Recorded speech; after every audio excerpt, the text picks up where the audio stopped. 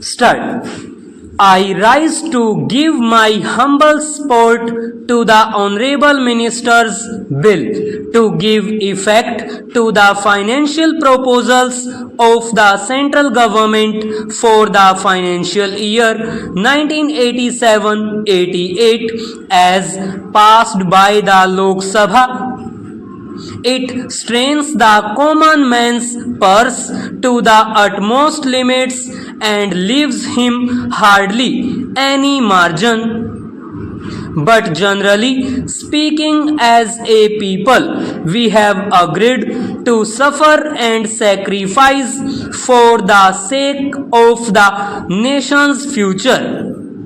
Its future, we all know, depends upon the success of the 7th 5-year plan, and recognizing this, we would ask that the government does not extend any quarter to any question of pruning the plan or lowering our targets in any direction. Whatever is necessary should be done to curtail our imports to the minimum, to increase our exports to the maximum, put an end to corruption, and curb all antisocial elements. If the people are asked to pay, they have certainly the right to ask of the government that they should see that every paisa they are going to pay is utilized carefully, creatively, and productively. One cannot, it is obvious, respond to all questions that the finance bill raises in one's mind. I would therefore be content to refer to a few points in respect of two ministries alone, the Ministry of Human Resource Development and the Ministry of Information and Broadcasting. I do not see any of the representatives of these two ministries on the treasury benches, but I hope my comments and suggestions will be passed on to them. First, I would take the Ministry of Human Resource Development. I know I would be told at the very outset that education is a transferred subject and the main responsibility lies with the states. But at the same time, is it not true that the center issues directives from time to time, and these directives go a long way in determining the policy and programs of the states in respect of education? How does it work? In recent years, it has been a very kind and generous practice of the central government through the University Grants Commission and also directly to offer matching grants to the states, and the states fall in line with the policy and programs of the central government. In respect of the reports of the commissions, the state governments have to fall in line. My first point is in respect of dearth of teachers.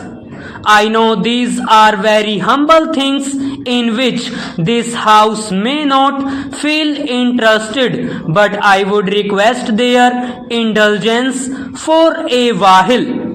The other day, the Deputy Minister, Mr. Das, confessed that there is a great dearth of teachers in respect of scientific and technological institutions. I don't know if the ministry knows that there is an equal, if not greater, dearth of teachers not only in the colleges but also in the universities as well as in the schools. The teaching profession somehow or other has reached a stage in which better type of people are not attracted to the profession. Obviously, the lower scales of pay is the biggest reason, but there are other reasons besides. In the humanities side also, it is very difficult to find first class men. I don't know if the ministry is aware that not only in West Bengal but in the bigger states of Tamil Nadu and Maharashtra, as well as in some of the major universities of UP, there are many colleges where it has become extremely difficult to fill up vacancies. We go in for first class men, we can't get them in certain subjects. I am not talking of science in which first class men are not available at all. Even before the results are published, they are recruited by big businessmen and also by the government. The government and the big businessmen are indeed the stiffest competitors in this direction. In the humanities side, it is practically impossible to really get a first class man in economics or in English or in history or in political science. I know most of the colleges in Calcutta, and I would give you one example of the government college in West Bengal. There were 6 vacancies running for 1 full year and they could not fill them because of dearth of teachers. I sometimes sit as expert in Public Service Commission and I have seen that advertisements go on running for 3 or 4 months and there is hardly any response. In the schools also, there is a great dearth of teachers for more reasons than I can count.